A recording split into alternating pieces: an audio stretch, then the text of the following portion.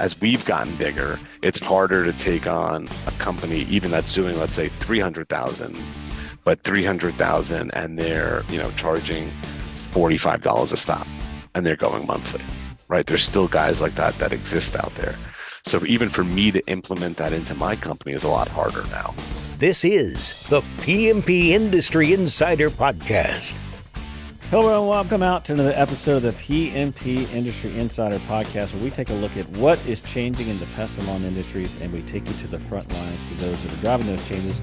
I'm Donnie Shelton, owner of Triangle Home Services, which has Triangle Pest as well as Triangle Lawn. And with me, for better, for worse, or for richer, for poor, and sickness and health, I don't know.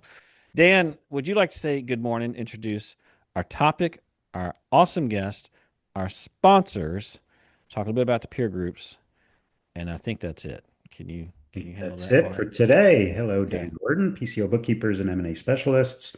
We are CFOs to the pest and lawn industry, as well as exit planning brokers, and we actually very busy year in that regard. Anyway, so before we dive in, let's talk about our sponsors. As you plan for 2026, partner with a team fueling growth for pest and lawn pros. That's Colmarch.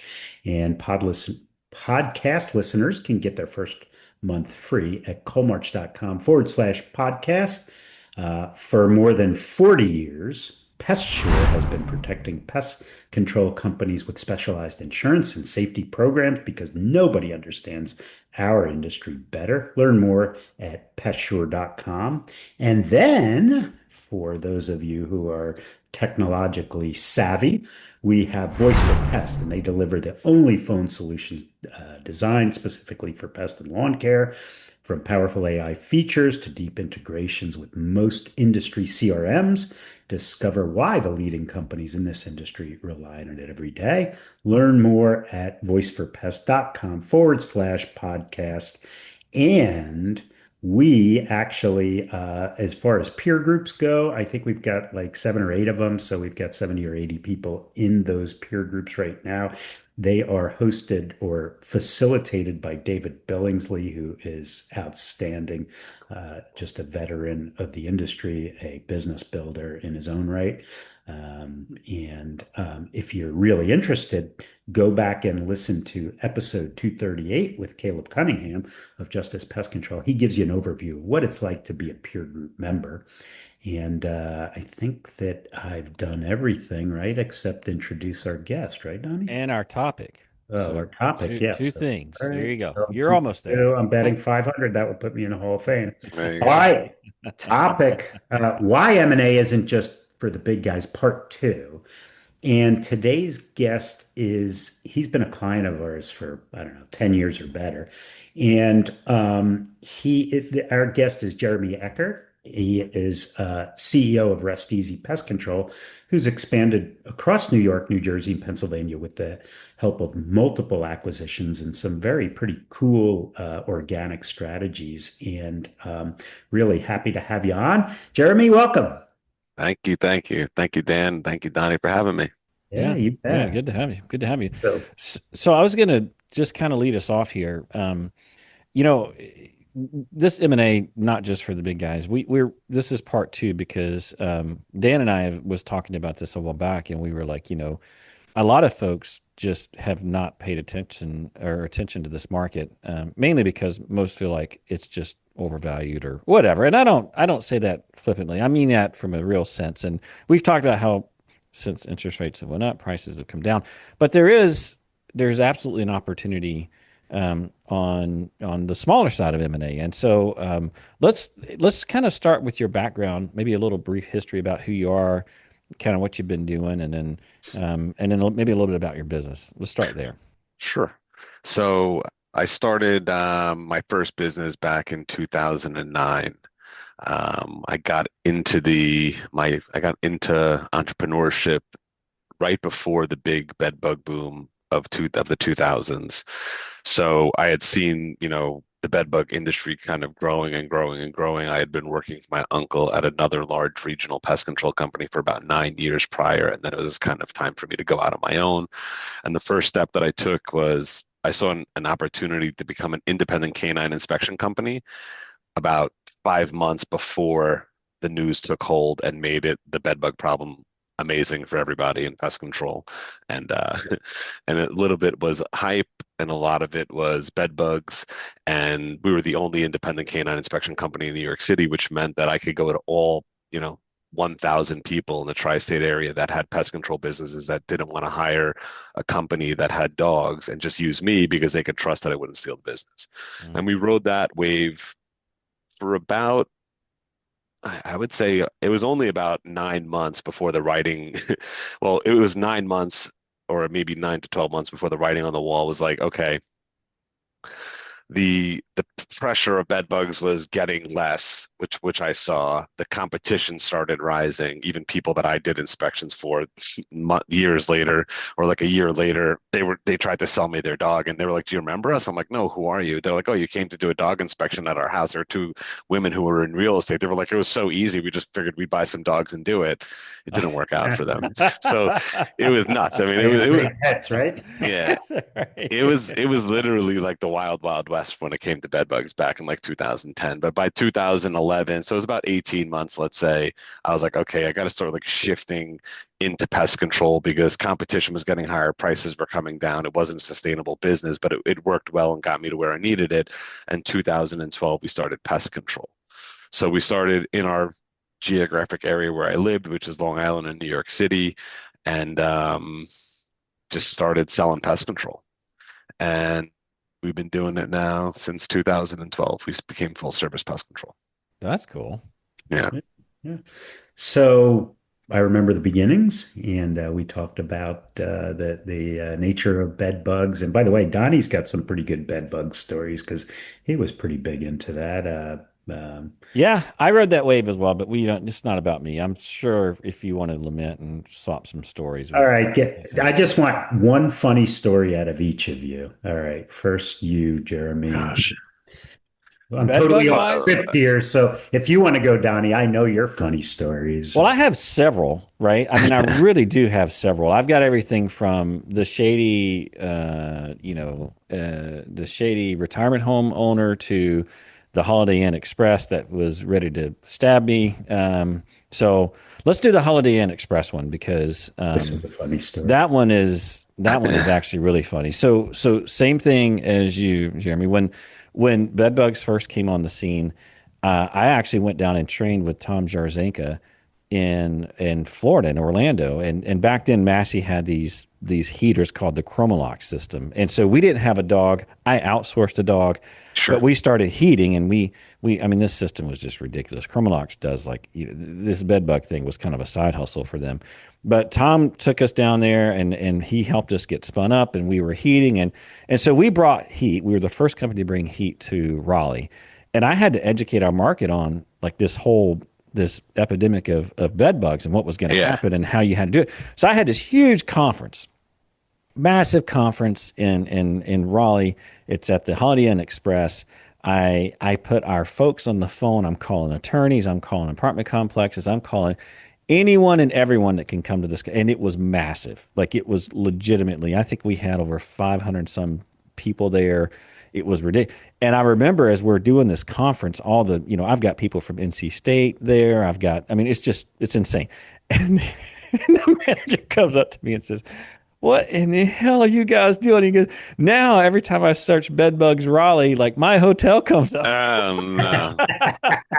He was, I mean, he wasn't like ready to kill me, but he was not happy that, because we had we had a special website for it and it was optimized and it was just like that. The location got pulled in there and all of a sudden Google like started associating that hotel with Yeah. bed bugs. So anyway, that's Oh, mine. that's funny. Yeah. Funny, not funny. Yeah, that wouldn't Yeah. be good. Yeah. Any good stories from you, Jeremy? Did you melt anything? Yeah. No, there's got to go. This goes back a long time, but I guess the first.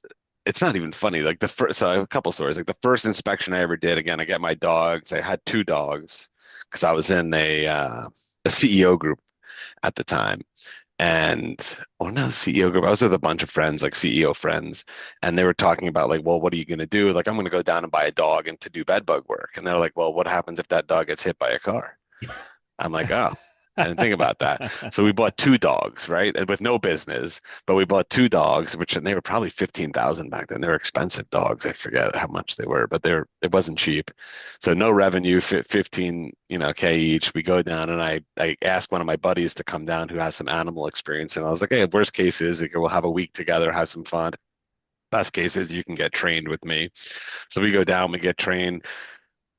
We both passed the tests in whatever it was, a week or two, and we come back and we get the first job, and it was through a pest control company, and they sent me like they think they have bed bugs, go do the inspection. I said no problem, but I was sick.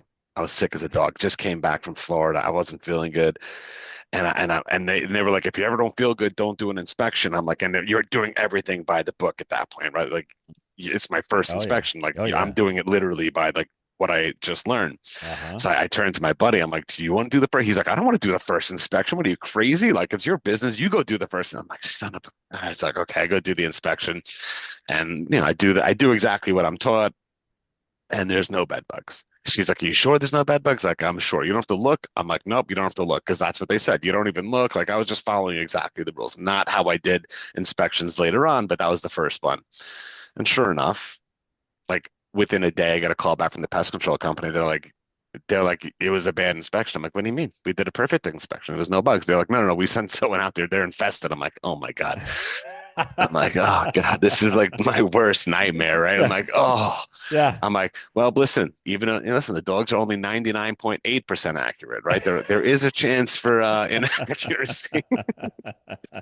But listen, like it was day one, inspection one, and we got past that and we did great. I mean, so aside from that, there's a lot of other weird and funny stories, but that was the first inspection I ever did, and it did not go well. Yeah. Yeah.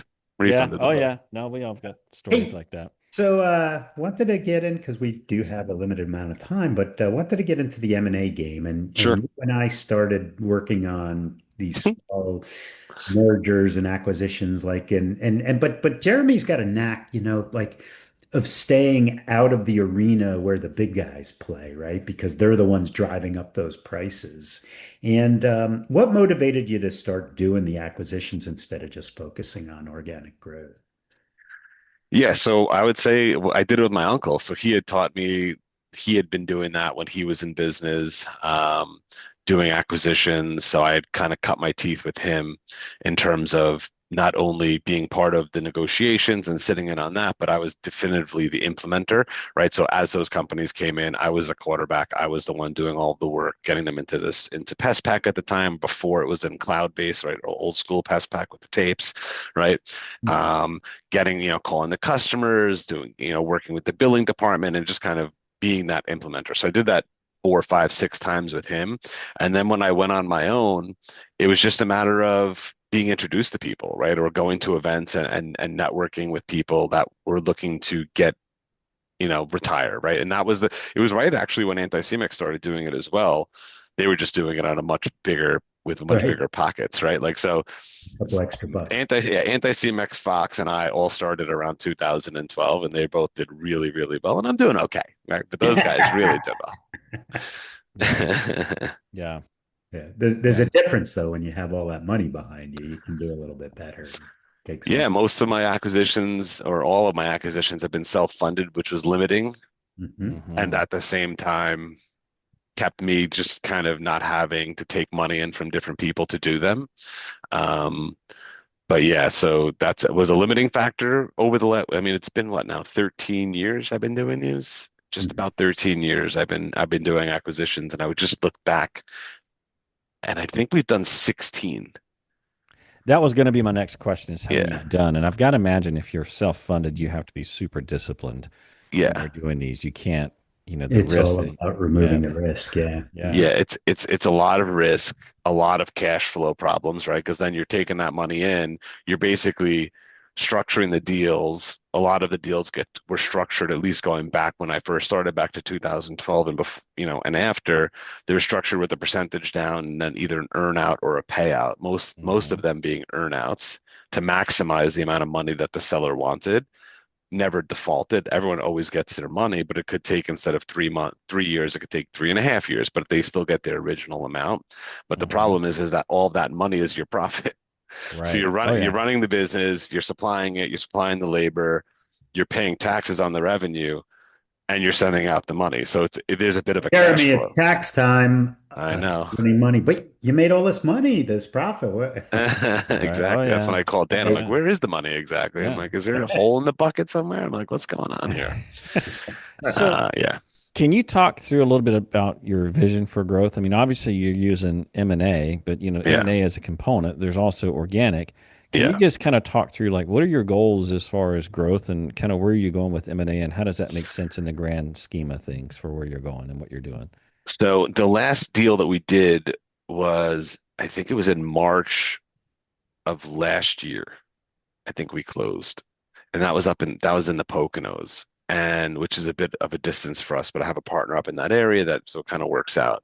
And Poconos, then Eastern Pennsylvania, the mountains there off of yeah. the. So, So that deal was the last one. And then basically the entire organization was like, we have to stop right now. We have to stop doing mergers and acquisitions. We have other problems that we're dealing with, that like, and if you continue to bring them in, we're never going to solve the problem. So we had culture problems, we had service problems, we had internal operation problems with customer service, like because we had been doing it for so long and continuing to cause like this upheaval every time one of them came in, and then busy season, and then like all these things that happen, things were actually not going in the direction we wanted to. So like we put a halt on it for now. Um, I've kept talking to people, so we've had opportunities come in, and what we've seen, so the two separate things. So like we've put a stop to it for other, and we could talk about that in a second. But then what we have also seen in the last 6 to 8 months is even the smaller guys, when I say smaller, let's say 400,000 or above, are now looking for multiples. And so that has changed significantly from 2012 when I started. And whether they're should get a multiple or not, like I believe you should get as much money as you can for your business, right? From a if you were asking me, and I tell that to them, listen, I get it. I would do the same thing as you. Um, when you're but selling your business, it's okay. When you're buying somebody else's business. I'm honest. Listen, if I'll be honest with people, like I'll tell them what I can afford to do it, because what you're going to get with us versus what you're going to get by going to even a platform PE company, right? That's not necessarily out there, right? We know those, there guys like this exist. So you have your bigger guys, and then you have the next level where they have more money than me. They're able to do it. So they're willing to pay a multiple, but what you're not going to get with them, what you'll get with me is like that sort of experience, right? Where I'm going to be able to care more about your customers. I'm going to be able to care more about your staff. I'm going to be able to kind of keep and hopefully keep more of the promises that I make, so that I can keep the business running. And again, I will even say at my size, it's more difficult for me to do that now than it was 7 years ago. As we've gotten bigger, it's harder to take on a company, even that's doing, let's say, 300,000, but 300,000 and they're, charging $45 a stop and they're going monthly, right? There's still guys like that exist out there. So even for me to implement that into my company is a lot harder now. Yep. And even to make like the small like changes, like, well, we only want it. We need to, you need to call us a day before and schedule them. Like that's, we try not to sell business like that anymore, right? We want to like call and let you know we're coming, and then that sort of thing. So even for us, besides the multiple pieces of it, the level of it, right? So it's hard for me to buy a $60,000 company now with any sort of hope of keeping their clientele. That was the fun I was going to make is you can buy all day long. It's the fact that when they get into your model, do they fit? And that I've had, Jeremy, to your point, I've had the same thing. What you just described exactly happened to me, which is we did an acquisition, and within 8 months we unwound it. We're like, this is just not working because Yeah. it was the same. I mean, the customers were like, well, we don't want to pay you after service. We want to pay you 60 days after service, and we don't like credit cards, and we don't, and it Yeah. became such a distraction. It's like, what are we doing? But anyway, I Yeah. didn't mean to interrupt you, but I completely understand what you're saying. Yeah. So we're still looking at companies, right, from a growth perspective, but just a lot more picky and a lot more transparent, right? So like I'm very transparent with sellers, right? Like if I feel like I can offer them a good deal, I offer them a good deal. If they push back and they're like, well, we want this, then I could say you can get it, but you're still going to need to do all the work I just said. And I can help, and I don't mind helping at that point. Like I'll tell them what they have to do. They have to get their business to 80/20 on a reoccurring. They got to get their dollar per hour up to 150. Like there's like seven basic things that you could do to maximize the return or like to maximize your ask when you're going to sell. But a lot of these guys don't have it, right? Some of these guys are still not using software. That's not easy, right? So they're leaving a card behind, and then they leave the card behind with a stamp on it. It's like, okay, okay, okay, I got it. Yeah. So what are we doing otherwise for organic growth? Um, so I've always been an avid marketer as well. Um, and I believe in trying to get the phone to ring and not paying for it, right? Like we're not paying per click or per lead, but I've done that as well. So I've done pay per click. I was the first one in our area to do GLS, go Google Local Services, like Google Guaranteed. I crushed that in New York because of Search Kings. You know those guys. I think it's them, right? Yeah. Lauren from Search Kings, right? Mhm. Sorry, Lauren. Yeah. So I got in super early with them, like day one, when they were at the conference. I think that conference was in Pennsylvania that year. And we crushed it out. But now like to do pay per lead or GLS for pest control is almost unaffordable. With the cost of customer acquisition of upwards of $300 or hundreds and hundreds of dollars when you're selling a $600 residential annuity, it's a very expensive way to put customers on, and Mhm. pretty much almost unsustainable in terms of our return on investment. I know that people say that they could do it. The only piece that maybe will save that for us would be like if AI can sell the services quickly and you Mhm. could save some money there eventually or get to them quicker. But what we're looking for our organic growth is always review generation for our GMBs, right? That's really big for us, and we've crushed that in the last, I don't know how long it's been, ever since GMBs came out, right? Like we jumped on that bandwagon very, very early, and that's helped us tremendously. Still to this day, we get 5 to 10 jobs, in the winter, all coming organically. Mhm. Um, we're looking to expand on our customer database, right? Going in and selling our customers better and upselling our customers to different programs. So we're really looking at that. Um, Organic growth, I would say we're changing the culture of the business, like just creating a culture of, great service and doing the right thing and people being happy and showing up to work and professionally and hoping, and understanding like that sort of service level and like an increased service level will help grow the business. And on the commercial side, I like last October, I decided that we're going to build a commercial sales division.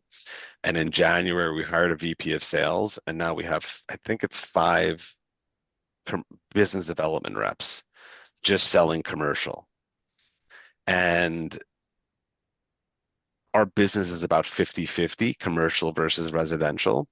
And I just felt like that not a lot of people, specifically at my size, were doing anything like that. So I said, all right, well, why don't we try to get into the marketplace? Because even in New York City, you have, let's say, Assured is owned by Terminex, and Terminex have 7 different brands. They all compete against each other Mhm. within New York. So like one can't sell to the other. And if they're unhappy with this one, and then you have, there's very few independents left in New York.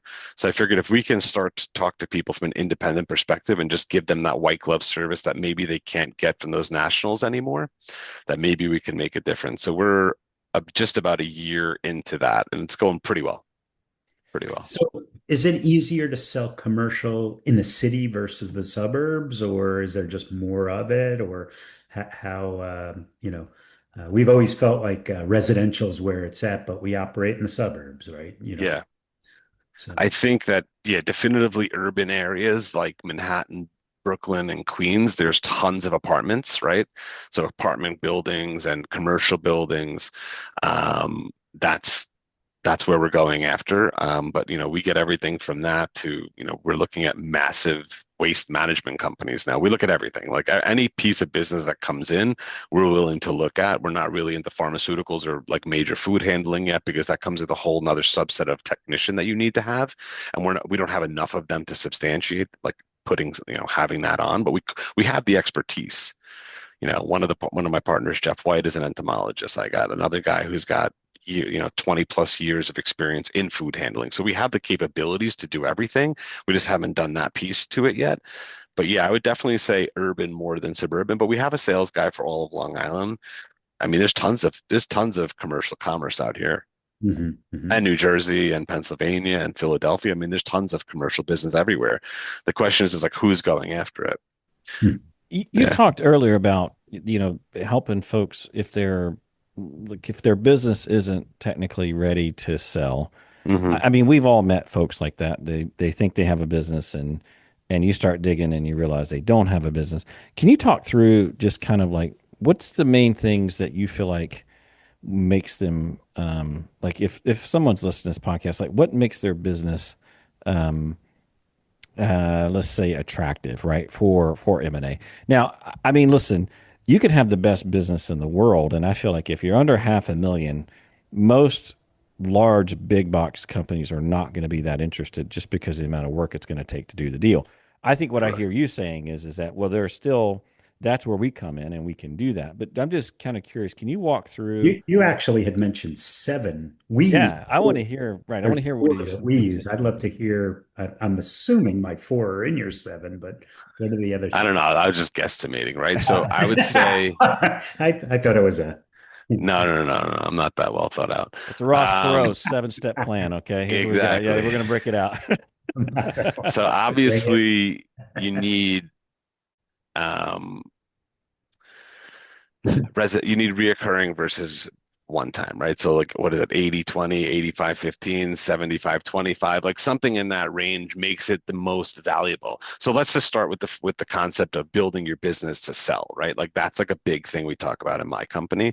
And I always have to preface it like we're not looking to sell, right? I don't have like a timeline of when I want to sell, but we want to build the company for sale. Like why? Because that means it's a really healthy business, right? Like that means your scoreboard. That's how you know whether you're succeeding. right. Like you're putting a goal out there so that it's attractive, right? Because if you're building it to sell, that means it's running profitably, it's running on the right gross profit numbers, the right net profit numbers, so on and so forth. So having that right split is good. I would say that's probably the number one thing in my mind when I look at my business. Like we want to keep that number in that area. The next would be like dollar per stop, right? So like how much money are you charging per location? So you want to, I mean, I feel like it's been this way forever, but like trying to bill out at $150 an hour is like the cream of the crop. Now, how that's the cream of the crop, and it was also our goal was in like 2001. I don't really understand, but it's still like the goal. Am I wrong? I mean, is that not the number that people like would be really happy with?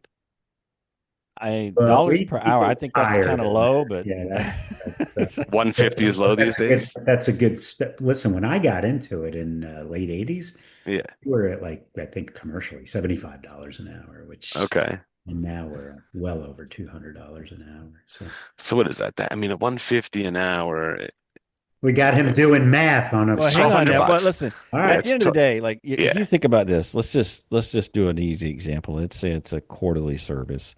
If you're getting a, let's say, a buck 25. Now you're at $250 per hour. I think anything between 225, 250, you're probably looking pretty good. And I would say that's probably average. Now I realize in different areas, like there might be someone in South Florida, like you're off your rocker, Donnie, where competition is way higher and prices seem to be lower. It's all more, but like in New York, I mean, my gosh, I But mean, it's but unreal, like the pricing that's there. And but so if you're you've in New got to York take that in. City, your drive time is nothing, so you can go lower if you wanted to. Um, Yeah.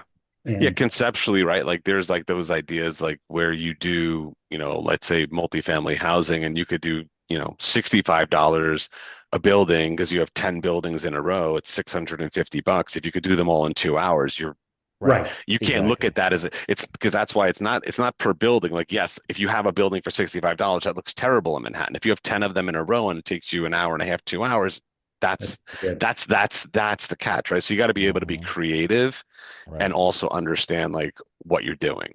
Yeah. Right. Yeah. Yeah. So that's a big one. What are the other four? What are the other three? I don't know. You said seven. I I was got two. sure the Oracle to give me some. I got two. Dollars per hour, I think, is a big deal. I also think the billing structure is a big deal, at least for True. us, because for us, we don't do the we're going to leave you a bill and we're going to be a bank and we're going to chase you for 90 days to get the money. Like if you don't do a card, we don't do business. It's really that simple. I mean, Straight up. You turn away customers who don't want to give you credit cards. exactly. You pay up front or you put a card on file. And just because at the end of the day, I mean, Dan and I had this discussion many, many years ago. And you don't need to agree with me. I'm Yeah. just No. telling you, but I'm like, we're not a bank. Like, why is it that, the plumber shows up, the electrician shows up, and he gets paid? He gets Yeah. paid before he leaves. That's just how it works. And so why do we go on this paradigm? I mean, most people are very used to a monthly subscription. They're very used to putting their credit card on file. And yes, we pay For Netflix and ridiculous for, amount of credit card you fees, and I get know, all of that. But at the end of the day, I get paid, and I'm not paying someone to go out and chase money. And so the way I look at it is, I get. Listen, we have a finance team, and hopefully they're not listening to this episode. But they get on me every month, like Donnie. These credit card fees are crazy. But what they don't realize, I mean, we've had this discussion, and build they it into your realize price. but I'm not paying someone to go and chase the money down. And Correct. I'm not doing service for free. So the Correct. reality of it is like, and the other part of this is that, and by the way, I'm not trying to sell anyone on this, but how many of us have done a service and then that customer had no intention on paying you whatsoever? So now, you're out the time of trying to chase the money, you're like all this thing. And now all of a sudden, versus it's like, okay, the credit card declines, we're not going out. We're going to put the account on hold, and we're just not going to waste our time on things that we're not going to get paid on. And so, anyway, that's philosophy. Many, many years ago, we made that change. I've not looked back, but it's a model, right? I mean, now I would On not. residential, I agree with you. Yeah. I do agree By the with way, you. you're 100%. I should Yeah. preface this. We don't do commercial. We're resident. Yeah. We're 100% residential. Okay. That's So with our residential, we're the same way, unless it's a one-time service you can pay with cash, check, or credit card. Like that doesn't matter. But all of right. our Right.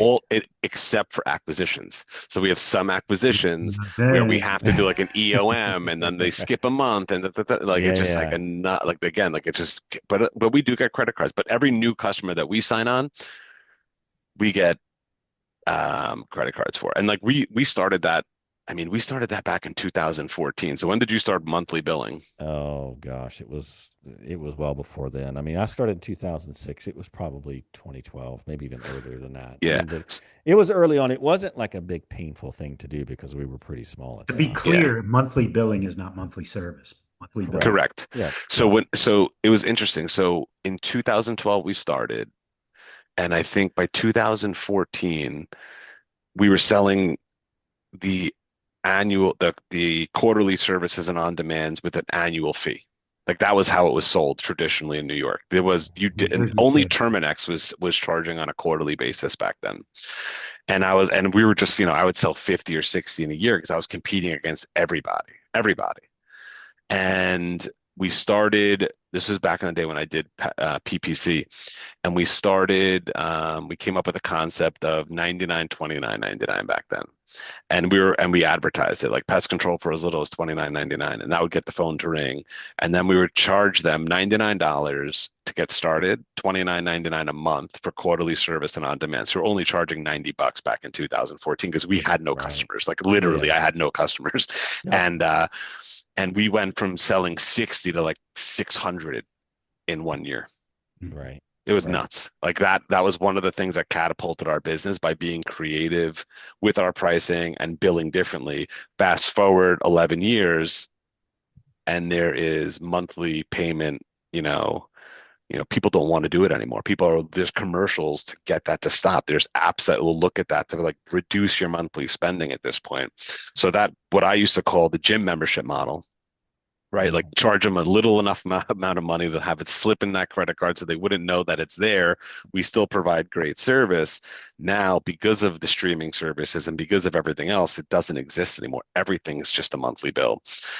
And we see that, right? Like we see that with cancellations. I don't know how you guys are doing with cancellations, but like that's like one of the things like we look at is like how do you provide that extra service? How are you differentiating yourself from every other bill that they're getting? Because we're just doing pest control. But if you're not like taking pictures and sending that to them and taking their garbage in and fixing their gutters when you're there, like just reconnecting things and telling them what you're doing, Oh yeah. we get a lot of cancellations where they're just like, hey, like you guys did a great job. Well, Just listen, it's you're not in our hitting budget on now. one of the biggest enigmas I think we have in our industry, which is, and I emphasize this so much with our service department, which is if we're doing our job right, technically we're selling our customers nothing. Like that's the end state of what we're doing is nothing. Like they don't see anything. And if, Hmm. and that's cool up front. Like we're all heroes, right? It's not cool 2 years later when they're still not seeing nothing and they're paying the bill. But it's making Correct. that connection that, hey, the reason you're not seeing something, or the reason you're seeing nothing is because we are doing something, and just bridging that gap. And that's a very difficult thing to The do over the best long thing I term. heard, I was a sales trainer. He said, well, if to get for the customer to get the most money is to buy auto insurance, you need to crash your car, right? That way you get value, right? So, or you get nothing. So it's Yeah, I mean, again, again, these are philosophical yeah. enigmas that we're not going to solve. But listen, we're getting towards the end Yeah. here, and I want to Let's make sure that yeah. we get this. There's two questions here at the end. I want to make sure we cover. One is kind of looking back over your journey. What's one mistake you've made that you feel like other people could learn from? And then I guess the other part of that is advice you would give to folks who are interested in kind of this. I don't want to call it the low market, but I would say maybe the missed market in M&A. All right. So the one mistake was on the second to last deal that I did. And so when we do the deals, we bring in the employees, and she had two employees, and one of them she was paying both of them off the books, and I explained that I wouldn't be able to do that. That's just not something I could provide. And let's say that guy was making $50,000 or $60,000 off the books, whatever he was making. So I brought both guys in. One guy signed up, which means he signs our handbook, which has all of our disclaimers, non-compete, non-solicitations, that sort of thing.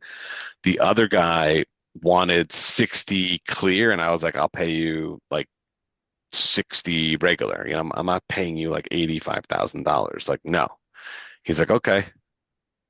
And then he stole like a large portion of the business.